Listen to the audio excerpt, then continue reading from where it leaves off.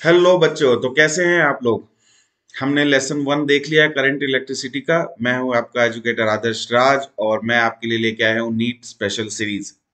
तो बेटा हम लोग पढ़ रहे हैं करंट इलेक्ट्रिसिटी। मैंने कल आप लोगों के लिए लेसन नंबर 1 डाल दिया था, जिसमें हम लोग बात कर रहे थे किसके बारे में, introduction of the electric current.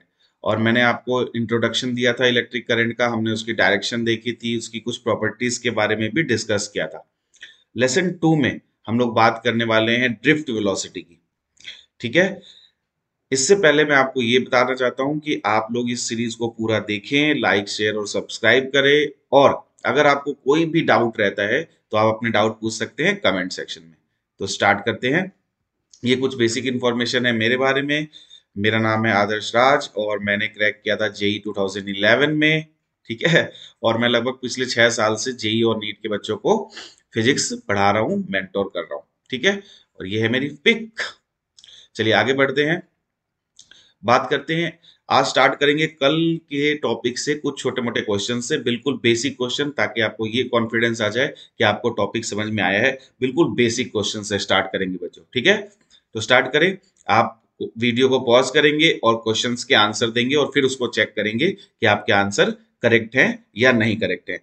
तो जो पहला क्वेश्चन है वो आपके सामने है, what is the SI unit of electric current. तो क्या इसके लिए ऑप्शन की जरूरत है? सभी को पता है एसआई यूनिट क्या होती है इलेक्ट्रिक करंट की। बताओ। कूलाम, एम्पियर, फेरेड और वोल्ट। तो कोई इसमें दो राय नहीं है, इसके आंसर सभी को आता होगा, सभी लोग यहाँ पे इंटेलिजेंट है। आंसर क्या है बेटा? Ampere. So ampere is the SI unit of electric current. हम लोगों ने कल बात किया था, है ना। Second, how many number of electrons pass through a conductor when 1 ampere current passes through it in 1 second?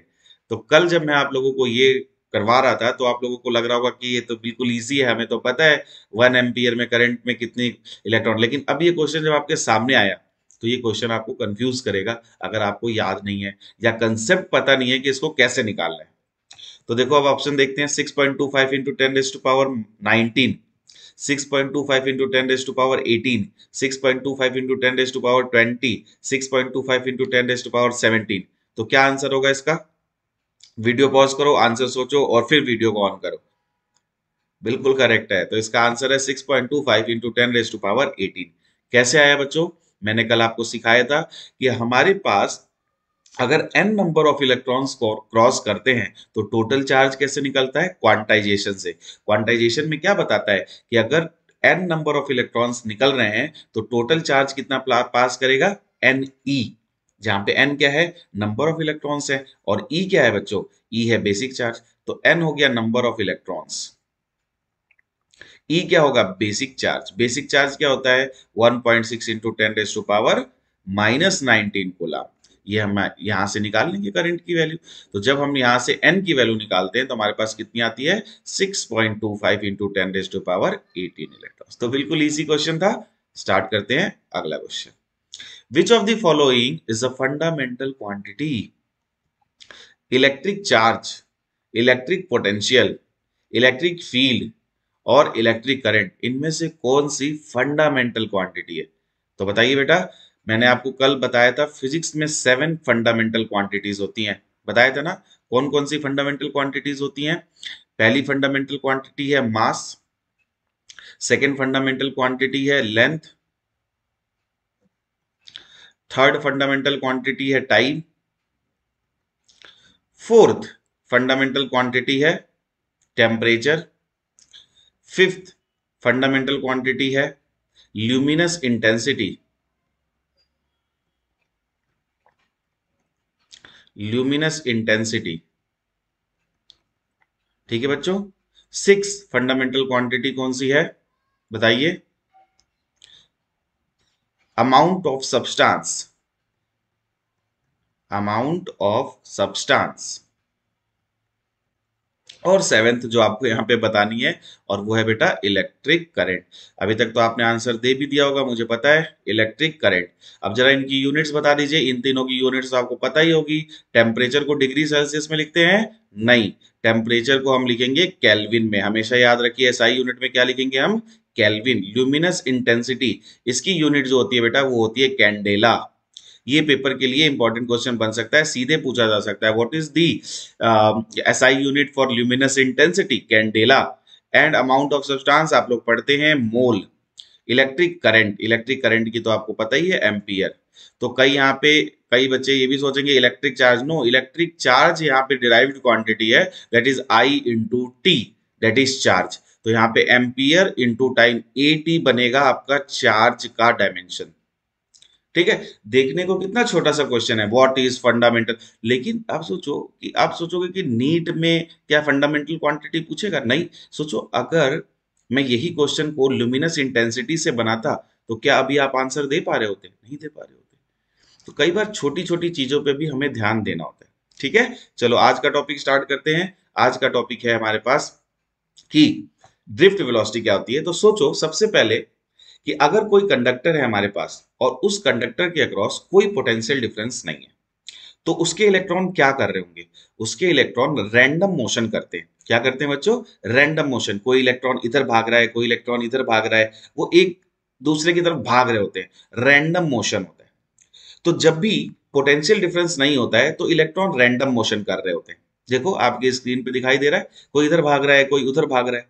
तो हम ऐसा कहते हैं कि अगर इलेक्ट्रॉन रैंडम मोशन कर रहे हैं, अगर इलेक्ट्रॉन रैंडम मोशन कर रहे हैं, तो नेट जो इफेक्ट है या नेट वेलोसिटी है या नेट स्पीड है जो इलेक्ट्रॉन की, वो जीरो हो जाती है। यानी कि जो नेट चार्ज फ्लो कर रहा है across the ends of the conductor या किसी भी क्रॉस सेक्शनल एरिया से कंडक्टर के अंदर, वो कितना फ्लो कर रहा है? जीरो फ्लो कर रहा है। क्योंकि सपोज करो अगर रैंडम मोशन है तो 50 इलेक्ट्रॉन लेफ्ट से राइट में गए, तो 50 इलेक्ट्रॉन्स राइट से लेफ्ट में गए, तो नेट चार्ज कितना फ्लो हुआ? जीरो फ्लो हुआ। कितना फ्लो हुआ? जीरो।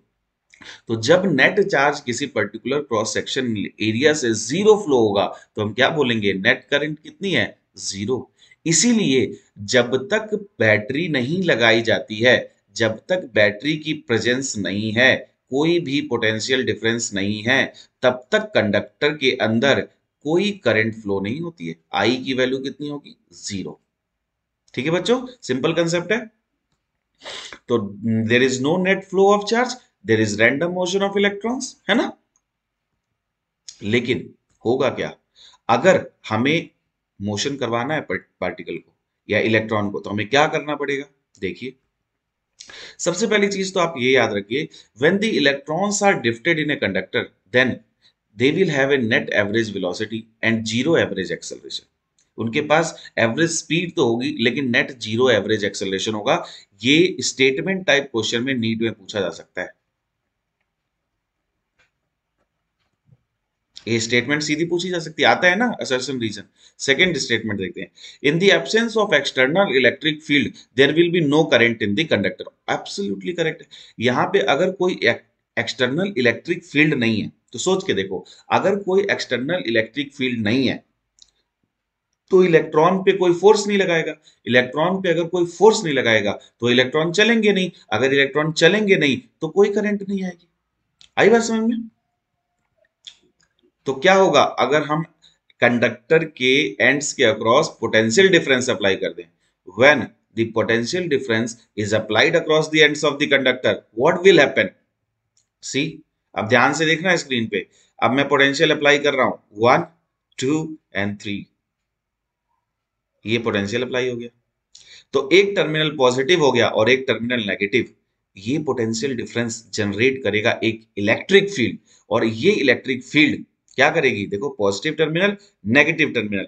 अब पॉजिटिव टर्मिनल इन इलेक्ट्रॉन्स को खींचेगा। देखो अभी ये इलेक्ट्रॉन चलना स्टार्ट हो गए ना, ध्यान से देखिए, ये देखिए।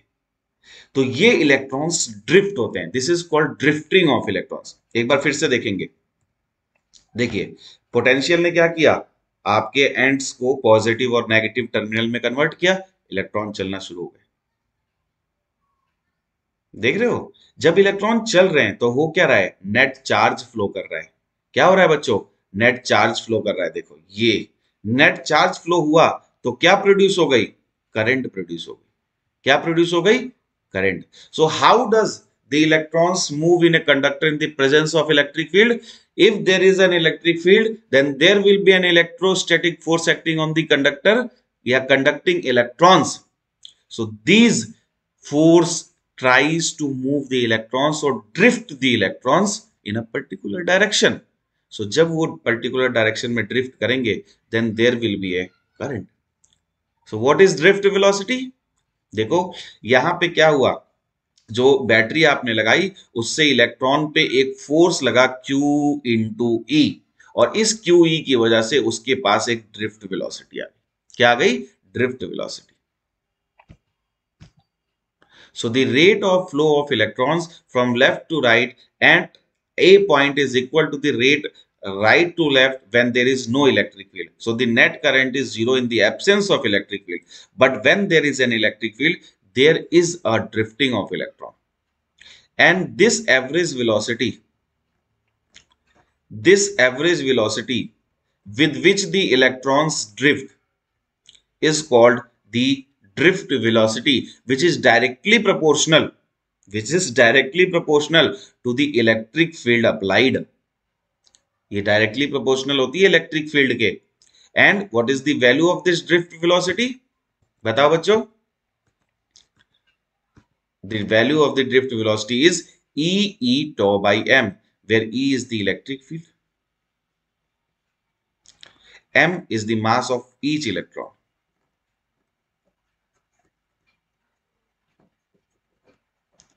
Tau is the relaxation time.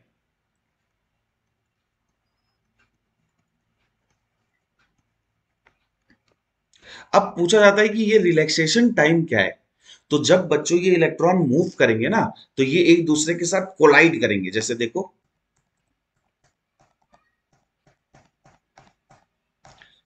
ये देखो, हमने यहां पे देखा था, ये देखो, जब इलेक्ट्रिक फील्ड आएगी ये जाके एक दूसरे के साथ कोलाइड कर रहे हैं। जब ये कोलाइड करते हैं तो पहले कोलिजन और दूसरे कोलिजन के बीच में, यानी सक्सेसिव कोलिजन के बीच में जो टाइम इंटरवल होता है वही हमारा रिलैक्सेशन टाइम कहलाता है। क्या कहलाता है? Relaxation time. ठीक है। So when the electric field is set up at every point in the conductor, so when it is connected to a battery, these fields exert a force on the electrons, and as they move they undergo frequent collisions with the atoms or ions present in the conductor. ठीक है। so thereby they acquire a constant speed in the direction opposite to the field. This average velocity is called drift velocity, which is of the order of 10 to power minus 3 meter per second. Thus, there is a net flow of charge inside the conductor and hence there is a current. इसका मतलब क्या है? ये जो drift velocity आ रही है इसकी वजह से ही करंट प्रोड्यूस हो रही है। इसका मतलब क्या है कि ड्रिफ्ट वेलोसिटी के साथ करंट का भी कुछ ना कुछ रिलेशन होगा, वो हम पढ़ेंगे अभी आगे। The collision between the electrons and the atom ions of the conductor are inelastic and there is a net transfer of energy. ये ध्यान रखना, ये सीधे स्टेटमेंट में पूछा जा सकता है। ठीक है। So the average time interval between two successive collisions is called relaxation time and it is denoted by tau. इसको tau बोलते हैं बेटा, it is tau. So E tau by m. And what is the relation of current with drift velocity? That is I is equal to N E A V D. So if there is a conductor, let us say this is a conductor. Let us say this is the conductor. This is the cross sectional area A. यहां से तो electron निकल जाएंगे, electron यहां से निकल के जाएंगे। तो बेटा इसीलिए इसको क्रॉस सेक्शनल एरिया बोलते हैं। कहां से क्रॉस करके जा रहे हैं, किस सेक्शन से क्रॉस करके जा रहे हैं, this is cross sectional area. So I is equal to NeAVD, जहां पे N क्या है? Number of the charge carriers या charge electrons, E is the basic charge, A is the area and VD is the drift velocity. So this is the relation of current and drift velocity. ठीक है।